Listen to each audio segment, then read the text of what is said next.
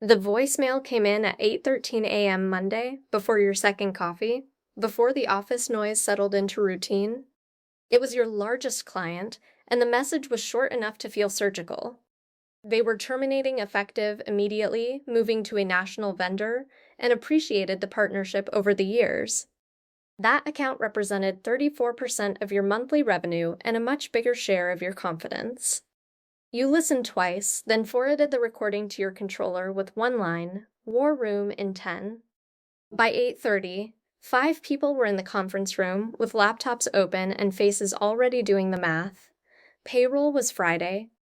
Gross payroll, $172,400. Payroll taxes and benefits funding due same cycle, another $41,000. Total short-term cash obligation by end of week, $213,400. Cash in the operating account at 8:32 Monday, $96,118. Available room on the line of credit was real, but not enough to absorb a shock this cleanly. Your operations company was not glamorous, just essential. 86 employees, mostly field staff, serving recurring facility contracts across 3 counties. The business worked when timing worked. Monday morning, timing broke. Most people imagine crisis as one giant decision. Real crisis is usually 40 small decisions under a clock that does not slow down for your feelings. You started with facts, not optimism. How much contracted work remained billable this week? How fast invoices could go out? Which receivables were collectible by Friday? And what could legally shift? Your controller built 3 cash scenarios in under 30 minutes. The best case still left a gap. The likely case left a painful gap. The bad case was unacceptable for Friday funding. At 9:24, you called your bank relationship manager before rumors could outrun your version of reality. You told her exactly what happened, exactly how exposed you were, and exactly what you were doing by noon. She did not promise rescue. She did agree to review a temporary over-advance request if you provided daily cash reporting and signed receivables updates. That was not a yes. It was a door not fully closed. At 10:05, you split the team into 3 streams: collections acceleration, expense deferrals, and replacement revenue salvage.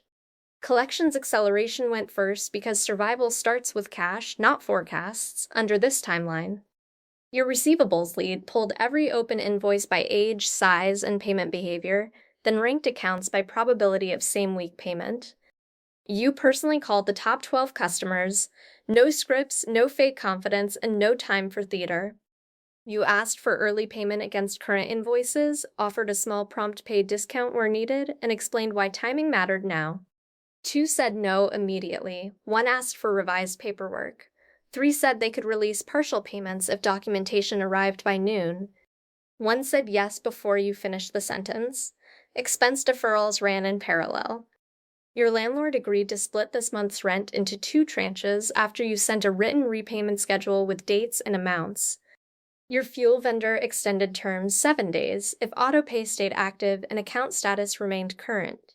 A software vendor declined, and you paid them anyway because losing dispatch visibility would cost more than the fee. You paused owner distributions to 0, suspended non-essential purchases, and froze 2 open hiring requisitions. None of those decisions were dramatic. All of them were immediate. Replacement revenue salvage was the hardest stream emotionally. The client that exited had left mid-cycle jobs unfinished, and you had crews already staffed for that demand pattern. You reassigned supervisors to rebid dormant prospects that had gone quiet in the previous quarter. You pulled forward proposals that were sitting in next month folders and pushed for expedited decisions. By noon Monday, 2 mid-sized prospects agreed to fast-track approvals if you could start by Wednesday. Not enough to solve this week. Enough to change next week from panic into possibility. At 12:40, you addressed managers and team leads directly. You did not pretend nothing happened.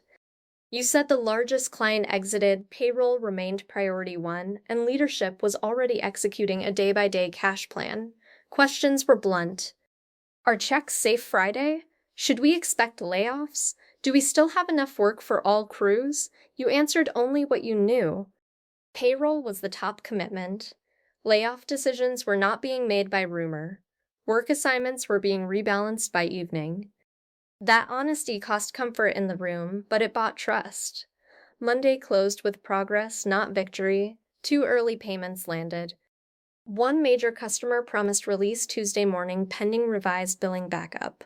The temporary over-advance package to the bank was submitted at 6:17 p.m.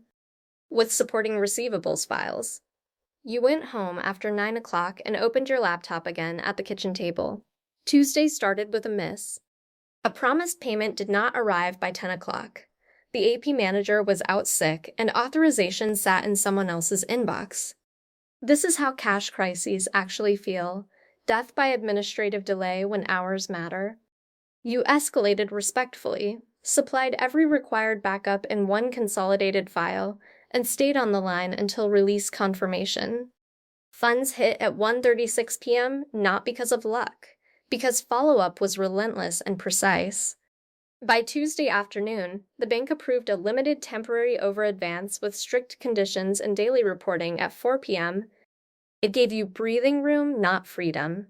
You accepted every condition without argument. Wednesday brought the operational strain. Crews were running leaner routes while sales leadership chased short-cycle replacements, while every decision carried cash consequences. Mistakes were more likely now, so you tightened dispatch reviews and forced end-of-day reconciliation across all active jobs. A field supervisor pushed back hard on the new checklists. You kept them. In fragile weeks, process discipline is not bureaucracy. It is damage prevention. By Wednesday night, 2 accelerated proposals converted.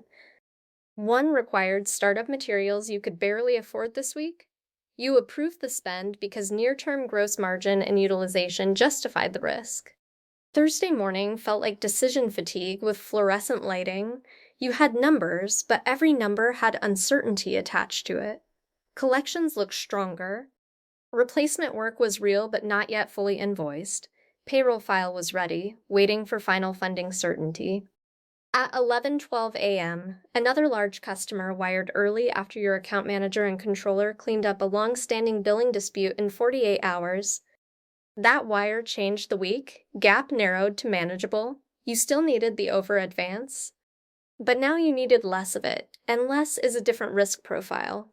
At 3 p.m., Thursday, you and your controller ran final payroll stress checks, direct deposit timing, tax obligations, bank covenants, minimum balance guardrails, no hero map, only reconciled inputs.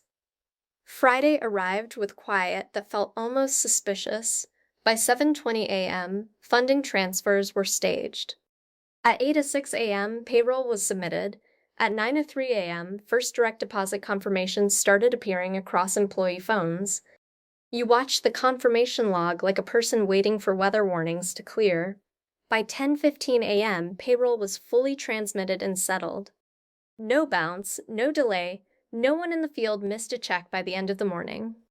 At 11 o'clock, you gathered department leads for a debrief while the week was still fresh.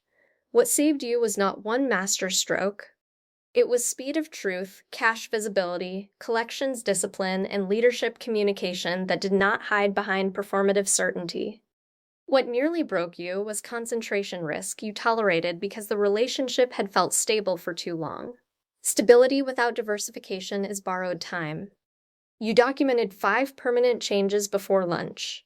First, no single client above 20% revenue concentration without board-level mitigation plan. Second, 13-week cash forecasting, reviewed weekly with named owners and variance accountability. Third, daily receivables discipline with escalation thresholds triggered by age and amount. Fourth, contract transition playbooks for top accounts so operational shock is modeled before it happens. Fifth, leadership communication protocol for crisis weeks. Facts, commitments, next update time, no speculation. You also kept one personal rule after that week. Never call something unlikely if you have not already modeled the downside and assigned a response owner. Monday had taken your biggest client. Friday still paid your people. Those 2 facts can exist together when execution outruns panic.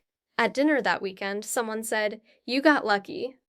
You smiled because explaining the week would take an hour and sound less interesting than the sentence. Luck did not produce daily cash packets. By 4 p.m., Luck did not convince vendors to shift terms. Luck did not resolve billing disputes overnight.